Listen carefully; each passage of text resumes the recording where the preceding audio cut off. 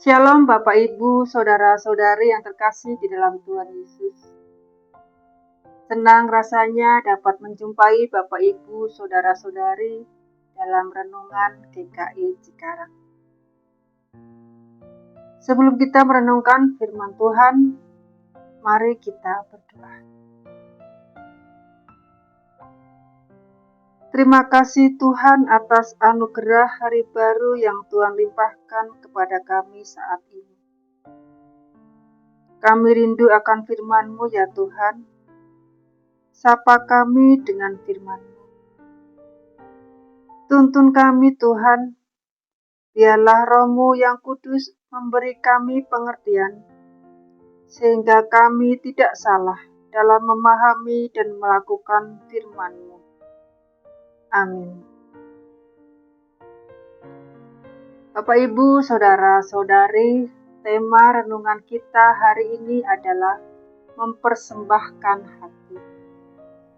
Bacaan Alkitab diambil dari Amsal 15 ayat 8 dan 9. Saya akan membacakan untuk kita semua. Amsal 15 ayat 8 dan 9. Kurban orang fasik menjijikkan bagi Tuhan, tetapi doa orang jujur disenanginya. Jalan orang fasik menjijikkan bagi Tuhan, tetapi siapa mengejar kebenaran dikasihinya. Bapak Ibu, Saudara-saudari,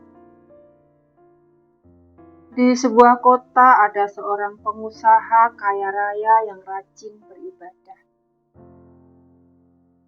Suatu hari ia memberikan persembahan di tempat ibadah dalam jumlah yang besar. Saat memasukkan uangnya di kotak persembahan, ia berkata dalam hati, "Tuhan, ini aku memberikan persembahan 10 juta. Aku harap bulan depan Tuhan memberkati proyek yang aku kerjakan sehingga aku beroleh income yang memuaskan dari proyek itu." Di tempat ibadah, dia dikenal sebagai seorang yang ramah, suka menolong dan suka memberi. Tetapi di antara keluarganya, dia dikenal sebagai seorang yang tidak mau membantu saudaranya dan tidak memiliki belas kasih kepada orang yang kekurangan. Bapak Ibu Saudara-saudari, dalam suatu pelayanan pasti kita ingin menyenangkan hati Tuhan. Seperti melayani dengan giat, tidak pernah absen ke gereja, sering memberikan persembahan dengan harapan Tuhan akan memberkati. Namun Bapak Ibu Saudara-saudari, jangan sampai kita terjebak dalam pikiran dan tindakan orang fasik.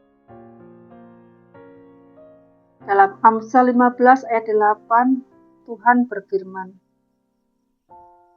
"Kurban orang fasik menjijikkan bagi Tuhan." Mengapa? Karena Tuhan membenci semua tindakan keagamaan orang fasik. Tindakan dan pikirannya jahat dan penuh tipu daya. Bahkan mereka seolah dapat menyuap Tuhan. Persembahan dianggap sebagai investasi bisnis dengan Tuhan, bukan sebagai wujud syukur. Dalam ayat ini Tuhan menegaskan bahwa saat orang datang dengan membawa persembahan berapapun banyak dan betapapun indahnya, namun bila disertai hati yang penuh kalkulasi, penuh perhitungan, Tuhan tidak berkenan. Tetapi doa orang jujur disenanginya. Hidup jujur, hidup dalam kebenaran, rendah hati dan takut akan Tuhan sungguh disukai oleh Tuhan. Doa yang keluar dari hati yang menyadari kelemahan, mengakui dan membenci dosa-dosanya, serta percaya hanya Tuhan yang Maha Kasih yang akan mengampuni dosa-dosanya. Orang seperti ini disenangi Tuhan, sebab ia terbuka di hadapan Tuhan dan menyadari tidak ada yang tersembunyi bagi Tuhan. Ia hidup dengan sepenuh hati di hadapan Tuhan. Dalam tradisi Yahudi, hati dipahami bukan sekedar organ fisik atau tempat perasaan, namun sebagai pusat intelektual, emosional, dan spiritual manusia. Hati dianggap sebagai pusat pengambilan keputusan, tempat hikmat, keinginan, dan ketaatan kepada Tuhan. Mempersembahkan hati berarti mempersembahkan hidup yang diperbarui untuk mengasihi Tuhan sepenuhnya. Mempersembahkan seluruh hidup untuk Tuhan, dimanapun dan kapanpun. Tidak hanya di altar, tetapi dalam hidup keseharian kita. Kita hidup dalam kebenaran di hadapan Tuhan.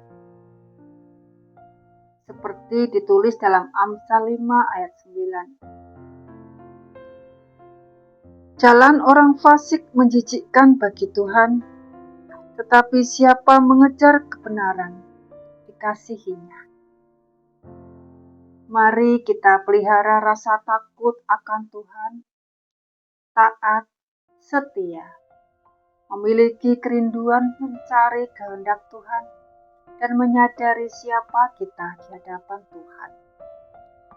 Mari hidup dalam arahan dan tuntunan Tuhan, sebab dengan cara inilah kita mengejar kebenaran dan senantiasa mengalami kasih Tuhan.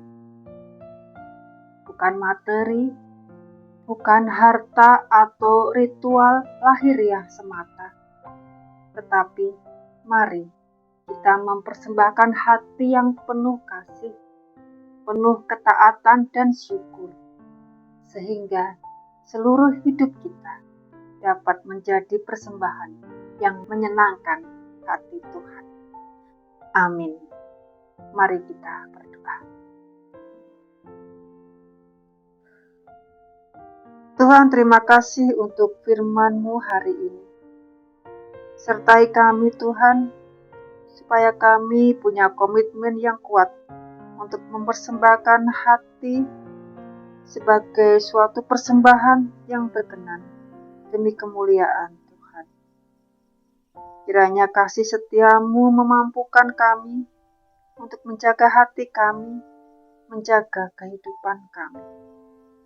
Dalam nama Tuhan Yesus kami berdoa. Amin.